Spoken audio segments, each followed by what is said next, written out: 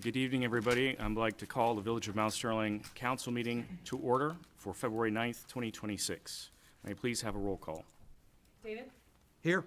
Nathan? Here. Becky? Here. Melanie? Here. Heather? Here. Joyce? Here. All's present. Thank you. David, please do the honors. Lord, thank you for the day you provided for us today, Lord. Lord, be with our mayor, council, be with our village and our protection, Lord.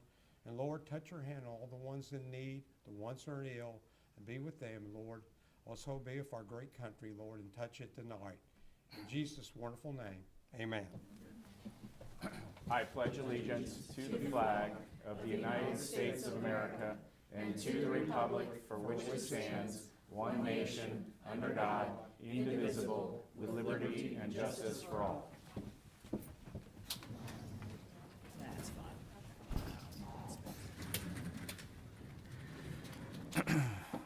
I will note that we were unable to meet on January the 26th, so I will be asking for approval from council, a motion to approve the meeting minutes held on January 12th, 2026. May I have a motion for I that? have that motion, sir. Thank you, David. Is there a second? Thank you, Nathan. That was David, Nathan? Yep. Okay, roll call, David? Yes. Nathan? Yes. Becky? Yes. Melanie? Yes. Heather? Yes. And Joyce? Yes.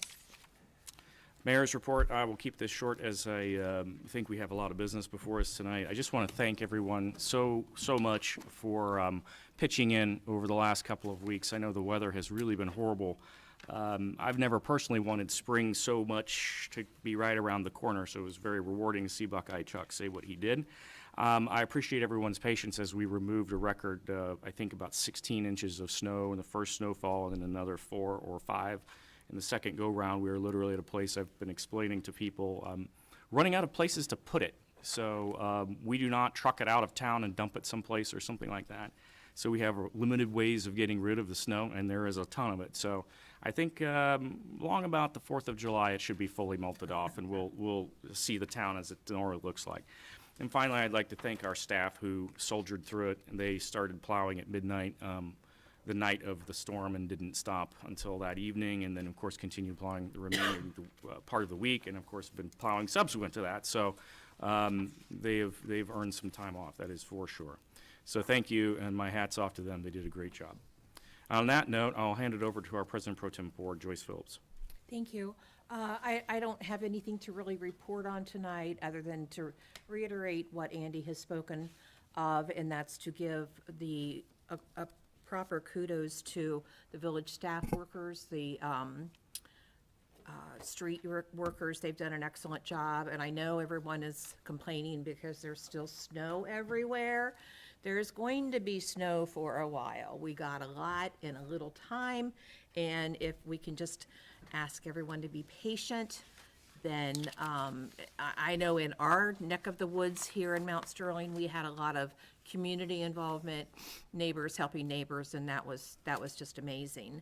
So thanks to everyone for that, and I have nothing else. Wonderful, thank you.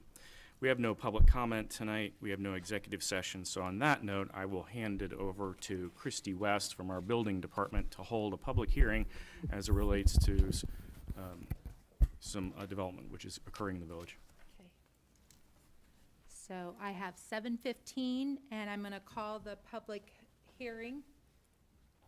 And I'm going to ask anybody that intends on speaking, if you'll just raise your right hand and you swear to tell the truth, the whole truth, and nothing but the truth, say I do. I do. Okay. Okay, and we will go ahead and turn it over to the applicant, and we will ask for the applicant's presentation. Sure. If you could please come to the microphone so the public can hear. Please state your first and last name.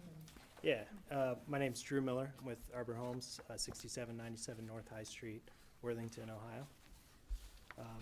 I did bring back, so last time I was here, December 8th, I handed these out. I'm going to pass these out one more time. So this is the PUD text. I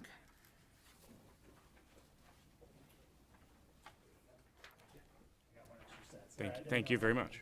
I'll need one for the record. And then this is the same plan. This is our preliminary plan with the landscape plans as well included in here. So nothing's changed on this plan. We were here December 8th. I know there's a few new council members here, so these might be fresh to you. But for everybody else, nothing's changed here. I'm sorry, you guys are going to share that. Thank you. Go ahead and give them one, I'll look at them one by Oh. one while we run. Okay, great. Yep. So like I said, nothing's changed on this plan. I guess for the new council members, Arbor Homes, can give you a real brief background. We started early 90s in Indianapolis. In Indianapolis, we're one of the largest home builders, and around like 2017, we expanded and we opened up offices in the Louisville area, Cincinnati, Dayton, and Columbus here. And so in Columbus for about the past like 2 or 3 years, Central Ohio area, we've been building neighborhoods. I guess the closest one to Mount Sterling here, we've got a couple neighborhoods in London and Plain City. I guess those are probably the closest ones. But yeah, we're excited about this opportunity.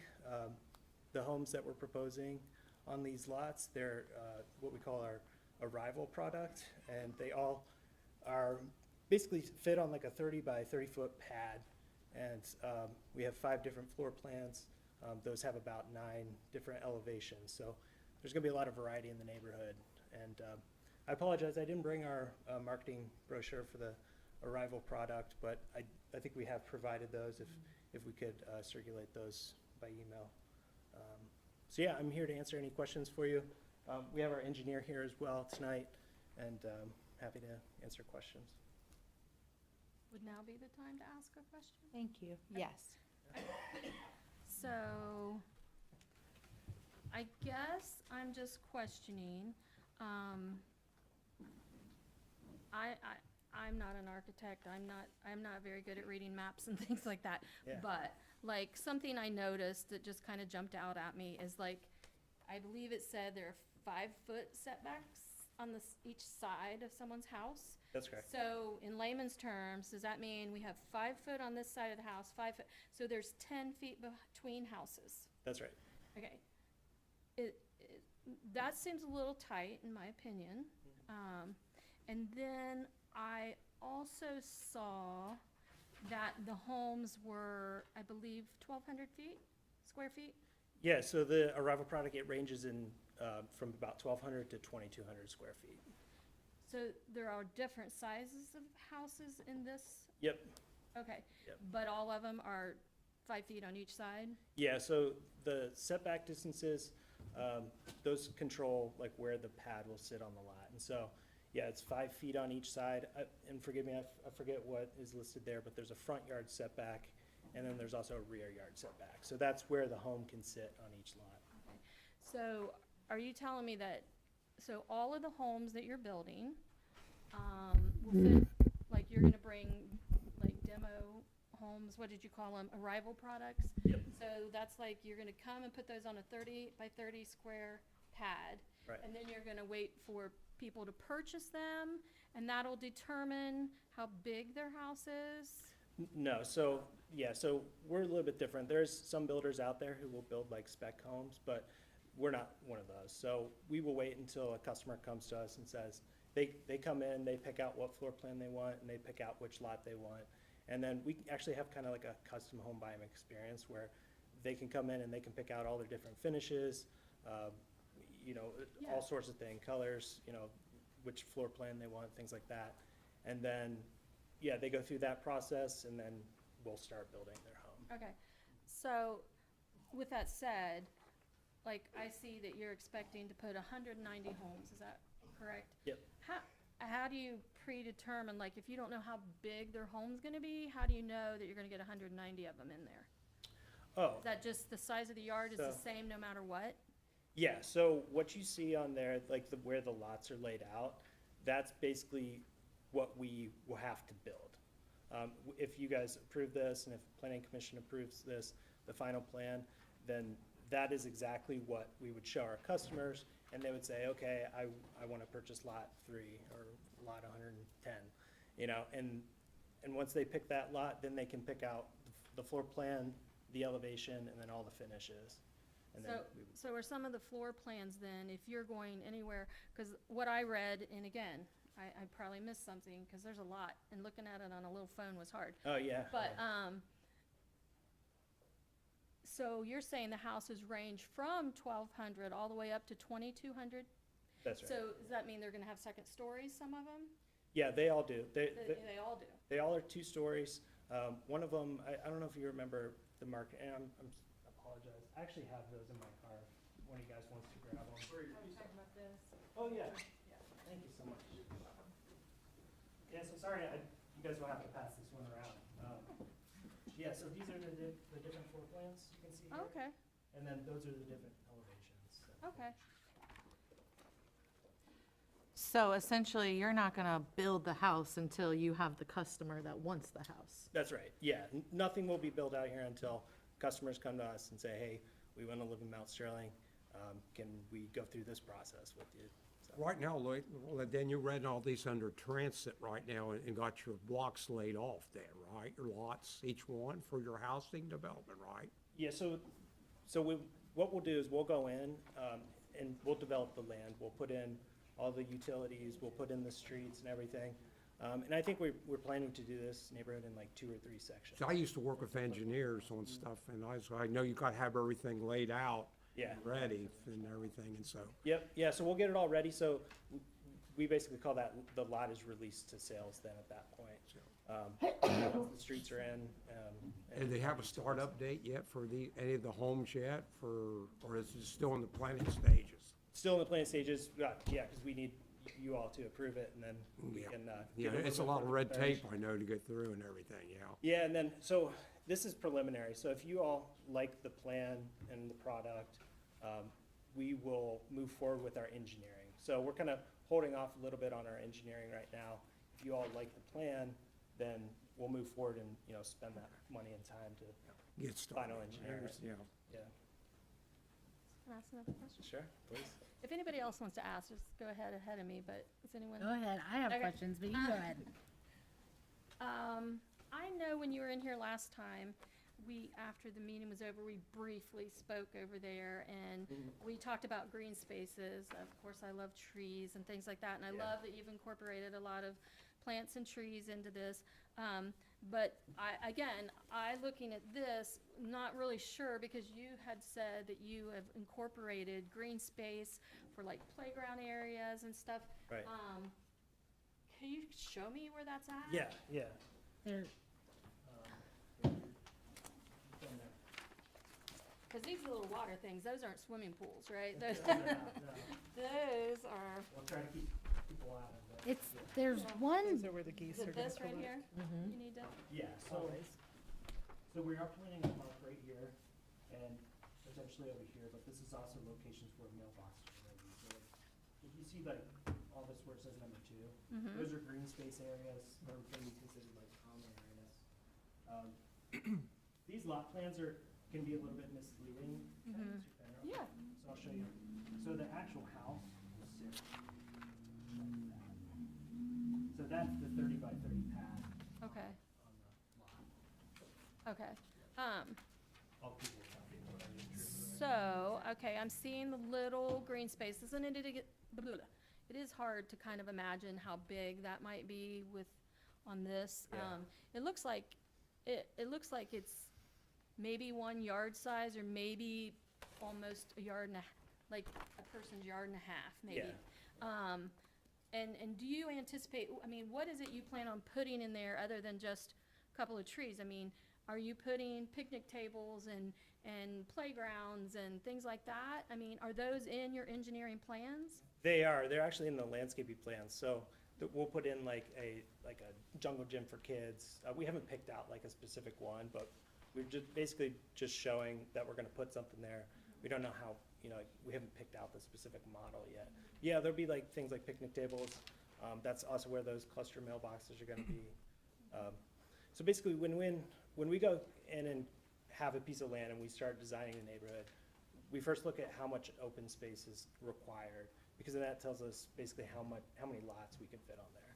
Now, one of the things that's really important to us is having a certain amount of lots in there, because that's gonna dictate what price we can start selling those homes at. And so Mount Sterling is a really sensitive price market. So basically the lot count, what we determine there, is gonna help us keep that starting home price really low.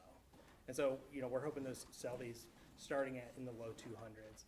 And basically, that lot count is really what is dictating that starting price point, if that makes sense. So if we would ask you to maybe give a little more space between each house, that would affect obviously your bottom line.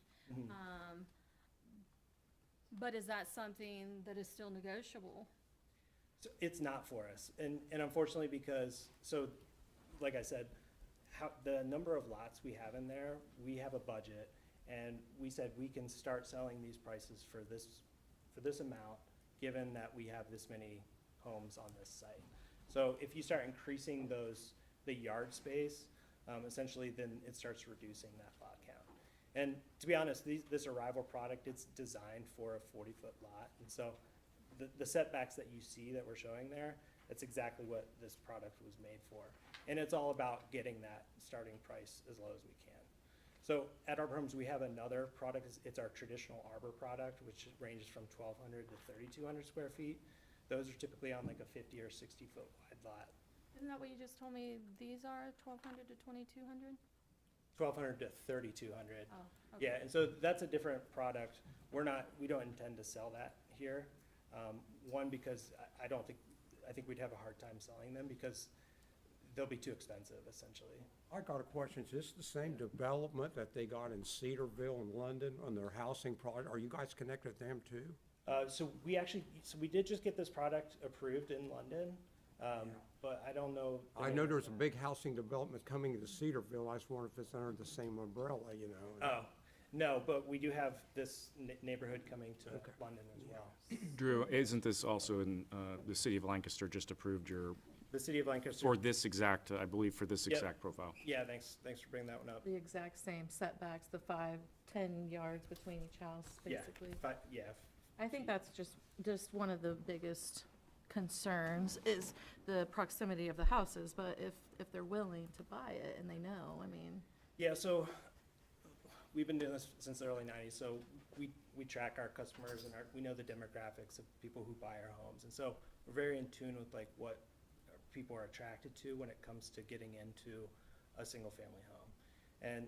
And so that's really what Arbor's pretty passionate about, is getting first time home buyers, downsizers. It's a lot of people who live in these communities who can't afford new single family homes. And it's because that starting price is just becoming so expensive. And so how we get that starting price down is we have a little bit smaller product, and we keep it on a tighter lot. And we've been selling them out in Indianapolis really well, and a lot of people just don't want a big yard. See, what I'm excited about is population growth. I've had meetings trying to bring a supermarket to this town. Every time I talk to them, we gotta have a population of 3,500 to 4,000. And so they keep the growing and then get all these houses. So keep my fingers crossed, this growth could lead to bigger things. So that's what I'm hoping. Yep, I would hope so, yeah. A couple of the things that I had concerns with these plans, we're out in the country. If you go out that direction, it's very, very dark. And if we're gonna build 200 homes there, I would really like to see streetlights there. It's gonna cut down on crime. It's gonna be a lot safer for the children that might be walking and playing in the neighborhood as it gets darker. So in the plans, I would like to see Arbor Homes install streetlights as they build. And as it sits now, it is empty farmland. There is no landscaping there at all. And Becky was kind of touching with the trees. You guys do have a lot of trees, but I would like to see a little bit more. And it says one tree, just in the front yard, maybe increase that to maybe one in the front, one in the back, and 3 when it's a corner lot, maybe, just because there's nothing there right now as it is. Yeah, those are definitely things we can look into. A lot of times, like streetlights, and like that landscaping, we just propose something. So that's kind of what the PUD text is, and so, yeah, we rely on your feedback to go back and see if it's something we can do. Yeah, streetlights are definitely a common thing, that we do, and, I'm sure we could probably accommodate that. I can't commit to it right now, but when we go back to planning commission, we'll see if, that's something we can throw in. Okay. And then, I know it says, I read somewhere about a walking path. Is that just for the development, or could we maybe extend that to the public park that's right down the street? So we are extending it to the public park. Awesome. Yeah, that was one of the things we were excited about. We thought this was a really appropriate area for growth, because of the proximity to the park. We would have preferred to be right up next to the park. The church owns that property, then they wanted to hold on to it, so, but they did say they'd be open with us, extending the multi-use path all the way to the park, so kids and families, you know, who live in this neighborhood will have easy access. to Melanie this. brought up a good point. How about sidewalks? Because will the sidewalks be all from the complex? There will be Yeah, yes, yes. sidewalks all Yeah, year. that's why I was wondering about that, yeah, okay. So I just wondered. Yep. And just to make sure, so tonight, we're just, on the preliminary, we're just voting to move forward with the more planning part of it, as far as. I would defer that to Chrissy or, Ms. Bricker, actually. The zo- Yeah, you're approving the final aspect of the zoning, and it goes back to Talking planning. like the streetlights, the specifics, the hydrant. Yeah, Okay. so right now, we're at the preliminary process, so this is, for all intents and purposes, it's almost like a concept plan, like I agree with the concept as it's, they still have to iron out all the details until it goes to engineering and they actually start spending real money to figure out if all this works. It could change a little bit, but this is a concept at this point. And for those new folks on here, the zoning here is a PUD planning. So we have a zoning code, and, you know, generally it's like, is it residential, is it commercial, is it industrial, and then it has what you can do in those. The PUD basically allows them to write a zoning text that is more specific for this piece of property, so you're not just looking at, here's what our code allows. This allows you all to craft, and what we've done here, a zoning that's specific to this parcel. So that when there's issues that come up, we're gonna look at this PUD text to say, okay, what's the right answer? So it allows us to be very specific for a parcel and kind of dial it in exactly for how this parcel should look. Okay. But this is still the beginning of the development process. It will go back to planning commission, it'll come back to you.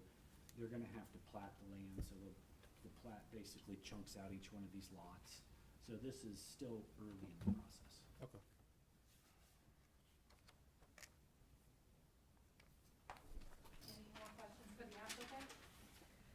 I guess I have one more question.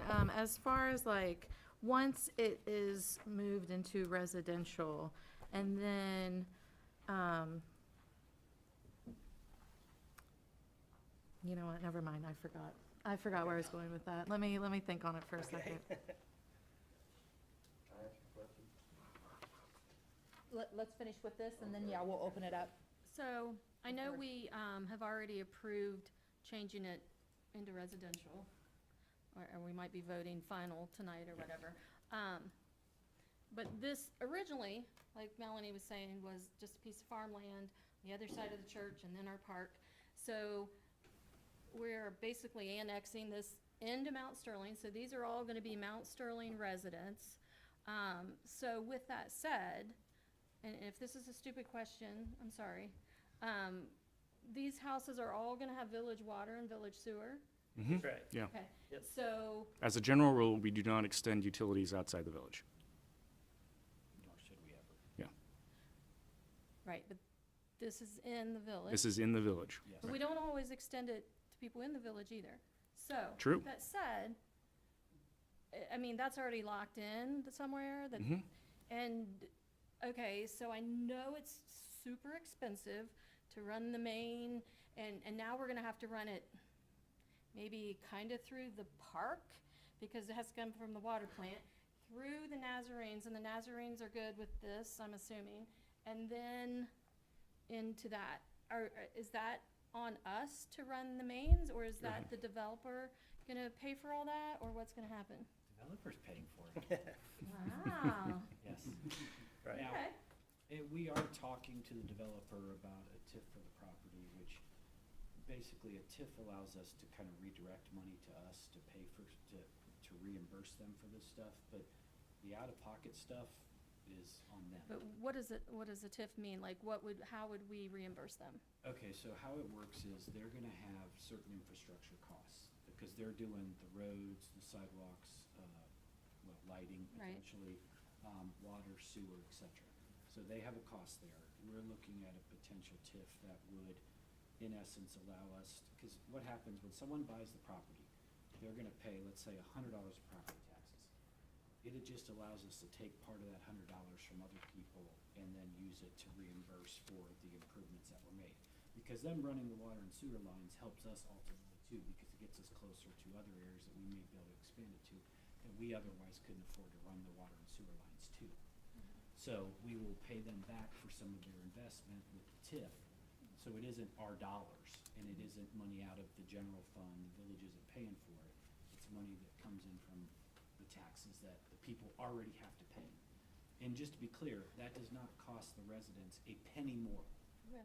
It would be exactly what they're paying, we're just allowed to grab some of the money. But all the infrastructure and the upfront costs are on them, the village is not writing a check for any of it. So. And it is, as you said, water and sewer is Very expensive, right. So I was very, very, very new,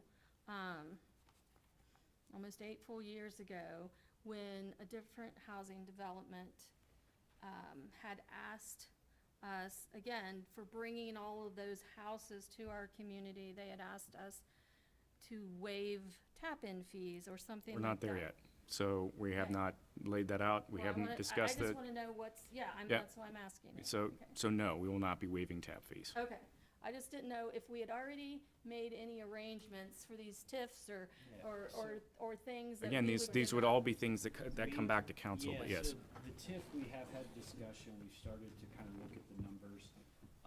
However, none of that is anything that anyone here can do. That all has to come back to you as council to approve. Right, I just, So- yeah, I just wanted to know if anything had been No. talked about to this point, so No, it's all there's- still. There's no guarantees at this point in time. We've talked about it, and frankly, we think it makes sense. However, at the end of the day, the 6 of you are gonna make that decision, not us.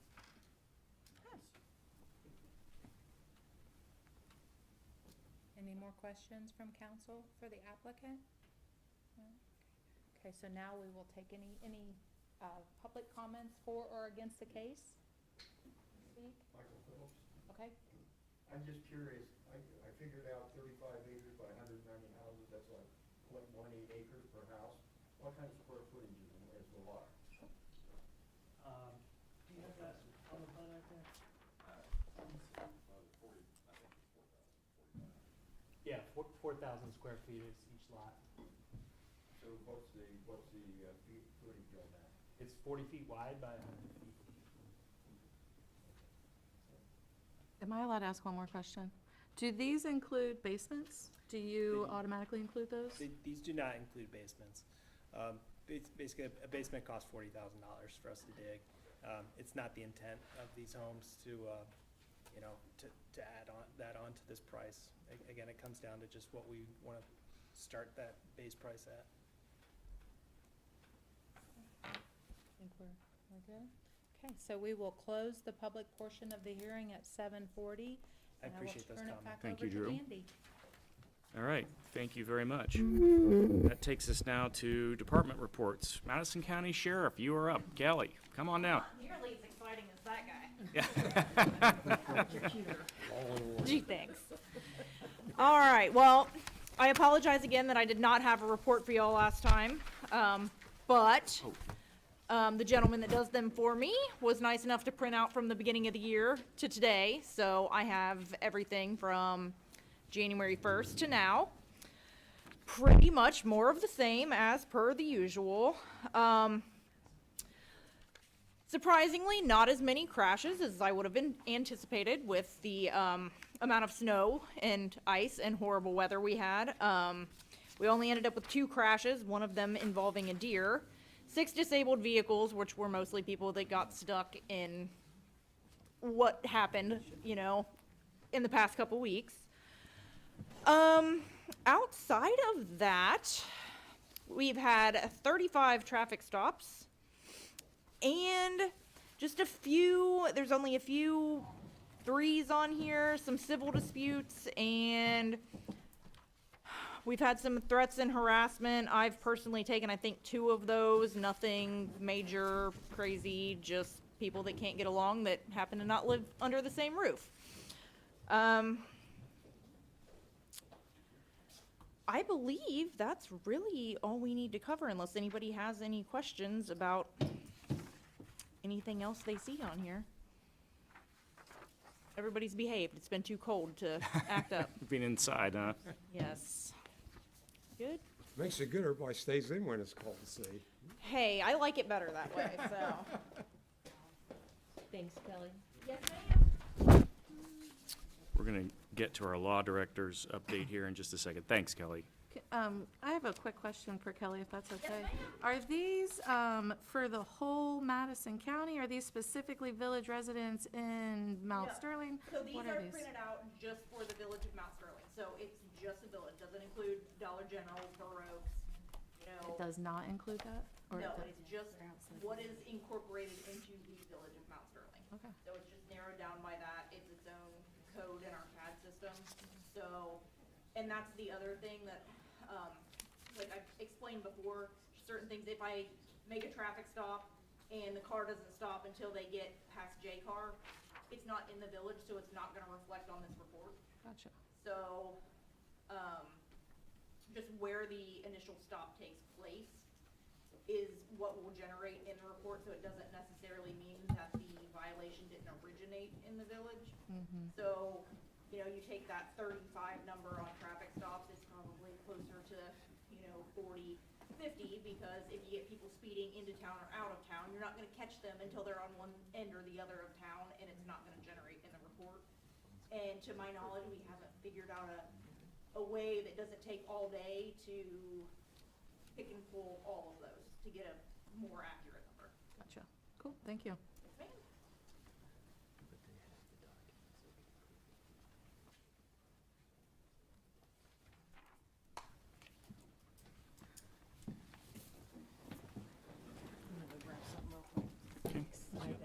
Yeah, go ahead.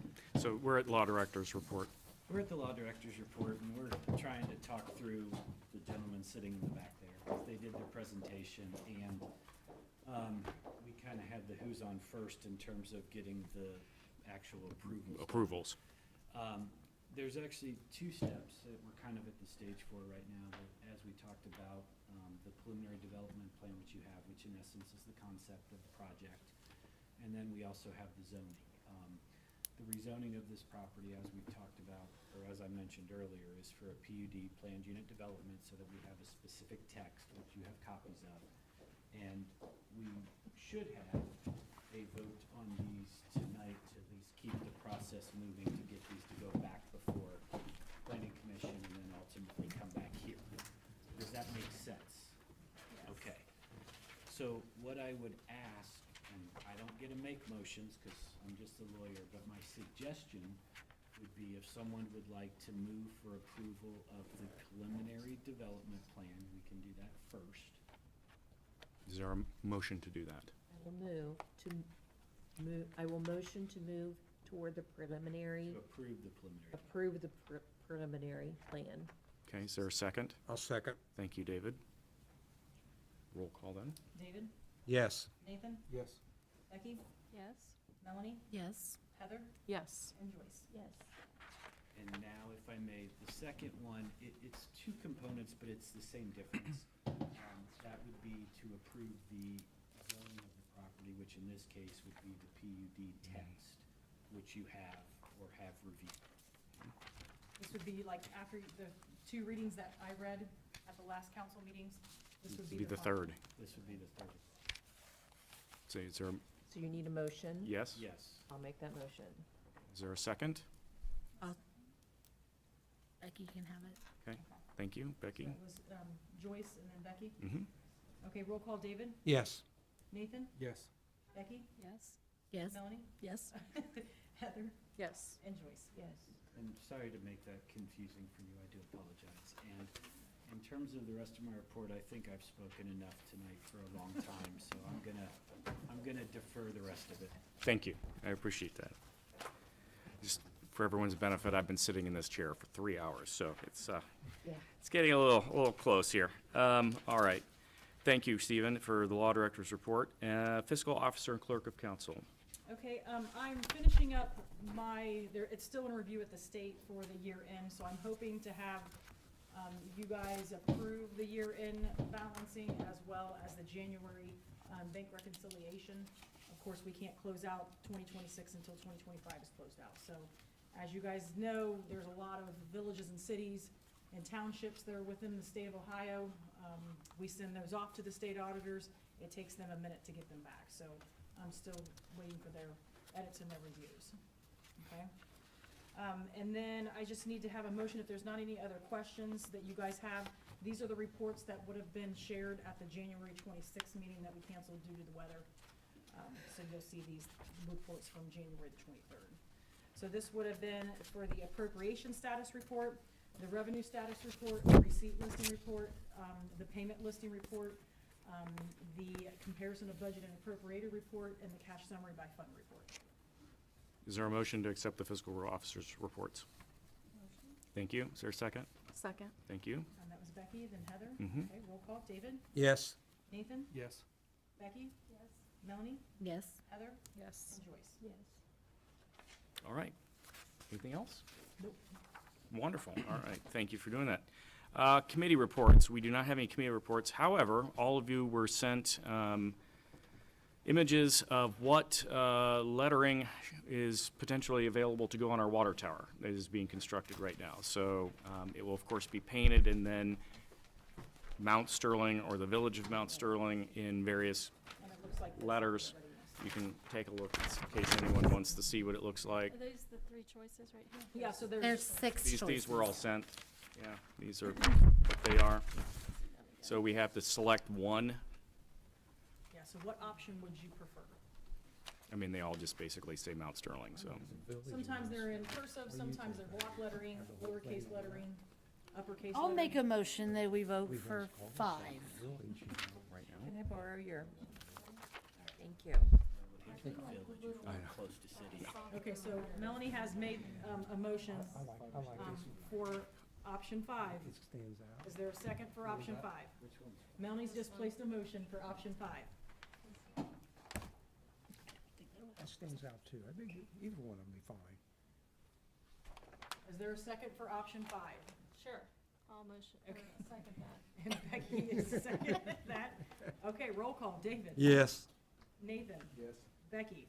Yes. Melanie? Yes? Heather? Yes. And Joyce? No. Okay. Okay, motion's passed.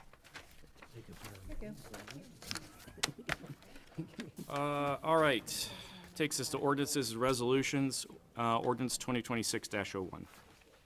Okay, this is an ordinance which is 2026-01 is an ordinance accepting the 2026 estimated tax rates and revenues for Mount Sterling of Ohio. This is placed on the first reading. May I have a motion? Have that motion, sir. Thank you. Is there a second? Thank you, Nathan. That was David, then Nathan. Okay, roll call. David? Yes. Nathan? Yes. Becky? Yes. Melanie? Yes. Heather? Yes. And Joyce? Yes. Okay, passed on the first reading. Okay. There are no more ordinances or resolutions. That takes us to roundtable. I'd like to bring up, I want to thank, I got a small group that checked on senior citizens in the sub-zero weather. And we went all around the neighborhood, make sure people had heat and stuff. And there was 8 of them. I can't mention all their names because they would be embarrassed, but I'm proud of them. We checked on a lot of homes. And there was a couple people needed medical attention. We made sure they got it. And another person wasn't for sure if their furnace was running right, so we made sure some check like that. But it was a good group, and we made sure a lot of people were safe. Good. That's wonderful. You need it right about now. I'm sorry, I need to backtrack a little bit. Earlier in the meeting, or before the meeting started, I handed out a code of conduct to present to council for, I'm gonna make a motion. Do you want to speak into the microphone here? I would like to make a motion to present this code of conduct. I've had Stephen review it. He assured me it's perfectly acceptable to submit this evening. And if we go through and see that there might be some edits on it, we can do that after the fact. This is a very, very detailed code of conduct that I see on a lot of different municipalities in Ohio that have, that they use. So I would like to make a motion that we introduce this into our, I don't know, do you introduce it to rules of council or into our process and procedures, whatever you do? Can Stephen, I, this would be into rules of can council. I make a comment? Can we, like, table this so we have an opportunity to read it? None of us have had the opportunity to even look at it. Could we table it for the next meeting, possibly? I don't care. As long as I it's agree with legally okay to Becky. do that. I haven't, Make a suggestion. Yes, sir.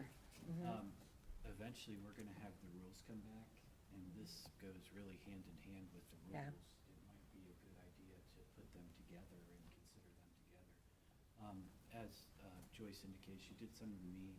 I looked at them. I think most of my communities have gone to some type of code of conduct just to, in essence, hold each other responsible to the extent you can. I mean, at the end of the day, you're all elected officials. Right. You serve at the pleasure of the voters, not this council. But this just kind of sets standards in terms of how things should happen. I believe it is consistent with the rules, at least in my quick reading of it. I did a quick review of it, but it can be changed. But to me, it would make sense to, yes, you have the motion, but maybe to say add it to the rules for that vote. Yeah. And it can still be tweaked. That'll give us time to look Yeah. at it, because we're not voting on the rules of council No, tonight. and it's more aspirational. I mean, at the end of the day, you know, you all report to the voters, not each other, but it is I'm good nice with to that. have a set of standards that everyone agrees to, that in terms of how we're gonna behave and how we're gonna conduct our business. So amend my motion to have this added to the rules of council vote. I think that makes sense, if you're okay with that. I am okay with that. Okay. Is there a second on that? I'll second. Didn't get the second motion on that one. What? He's asking to rescind the motion. Yeah, she's There gonna. wasn't a second on the first motion. Oh, well then she can just change the Yeah. first motion. That's what I did. Is there a second on the first motion? Yeah. I'm confused. What are we doing? So this would just add it to, you're not approving them tonight, you're adding them to the rules of council The- for when that it would comes be a up to bundle. vote at, next Well, meeting. then that would require more amending the rules of council? No, it No. stands alone. It Add this stands to alone, it. it just in essence gets attached to the back of it. And it gives you a chance to look at it, discuss it, before you have to vote on it at the next meeting. Right, You're but, asking us to vote on it tonight before we've looked at it. Just yeah. to add it to the.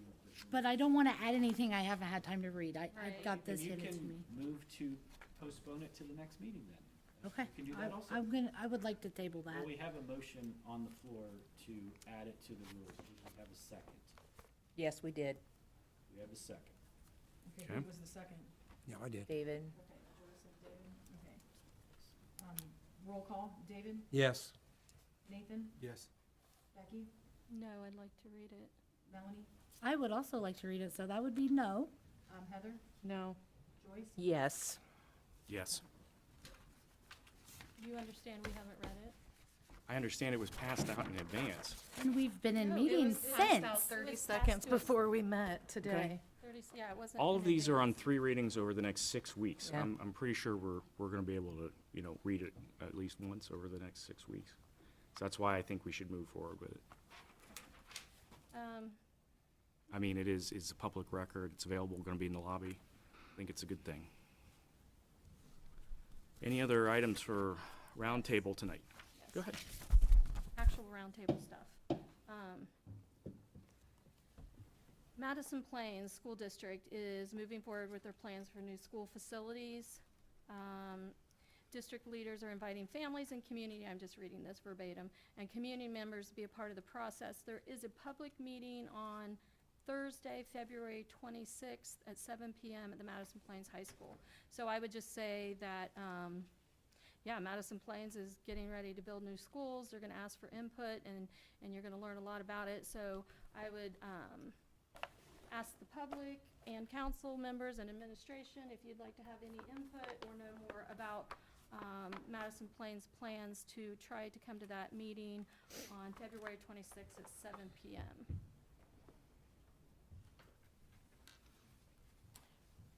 I have- Other items for roundtable?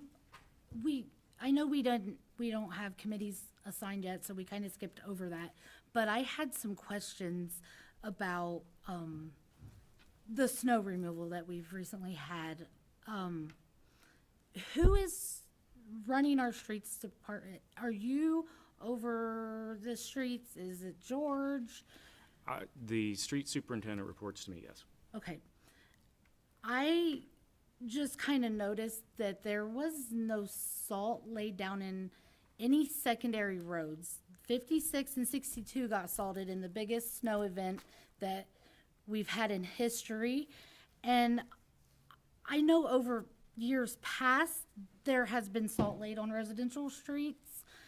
And I'm just kind of wondering if we could go back to that. Do we need to make a motion to? No, we don't need to make any motion. This is just a regular maintenance item. And yes, salt was laid down, and it was laid down universally. However, as you're probably aware, salt does not work at temperatures below, I believe it's 22 degrees. So the short answer is we salted immediately what we could, and then, of course, it went -5, and then we were mainly involved in plowing after that point. And then we salted again prior to this last go-round. When you say we salted, what did you salt? My understanding, and you can hold me accountable for it, is that we salted main intersections and thoroughfares. Okay, so residential side streets Yeah, did we are not- responsible for residential. We are not responsible for State Route 62 and 56. Well, I can say that my road definitely had ice on it for 10 days consecutively. I know I called Courtney and asked her if they could come and plow again. And I'm not complaining at all because I do understand that was a lot of snow and a lot of work for the gentleman. But if the salt is not being laid regardless of the temperature, it's not gonna melt the ice on the roads. So I believe there was no salt laid on at least my residential street, and from driving around the village on other residential streets, it also appeared that there was no salt. So I guess I'm questioning, is that, can we please, in the next snow event, use more salt? Yes, we can use more salt. Thank you. I have one more request from our President Pro Tem. Now that we kind of worked things out on rules of council, how everything's going to be assigned, I would ask that you do assign those committees as soon as possible, and that, if you decide to talk to all of us and work with us on that, that's great. But then I would ask that we hold a special council meeting just to approve the appointments. As Stephen said, they have to be approved. I really don't want to wait at least 2 more weeks to have a committee meeting. So if you could do that, that would be greatly appreciated. Makes total sense, and I will start taking calls tomorrow. So you want us to call you? It would be best because I don't know any of your schedules, and I'm available most of the time, Okay. if that's acceptable. Not so much in the evenings, okay? I have other obligations in the evenings with other meetings that I'm on. But I do have one more request, and I'm sorry, we didn't have committee meeting reports, so I didn't get to it. I have been asked by the Ohio Generals to get permission to hold a tournament in March and in June, and I have the dates written down back in the office. I don't have them, I might have them on my calendar, but I need to reserve 2 dates for them, and I would just ask those go on the community calendar to make sure that nothing else conflicts with those. The community Of course. calendar's up front. of course, As long as they're not conflicting. there's nothing there now. Okay. And I'm looking for my calendar.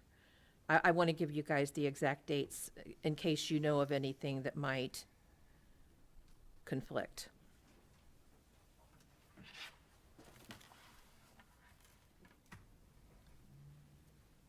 March.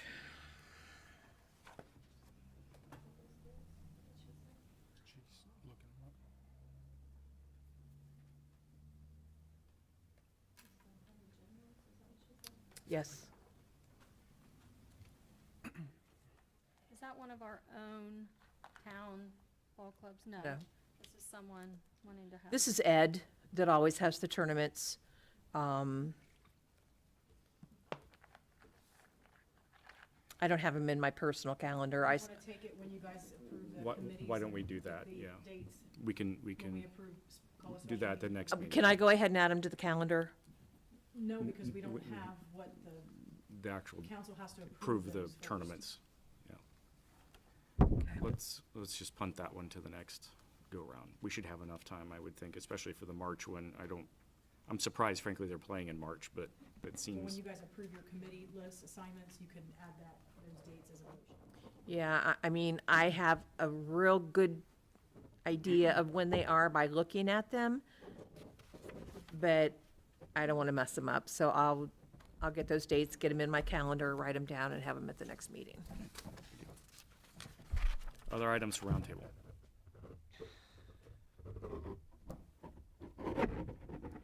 Okay, on that note, that's all the business we have tonight. We are adjourned. Thank you.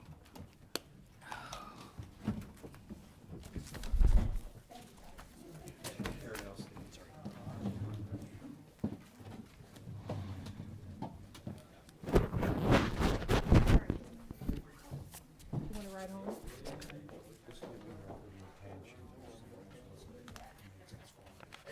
I'll be in.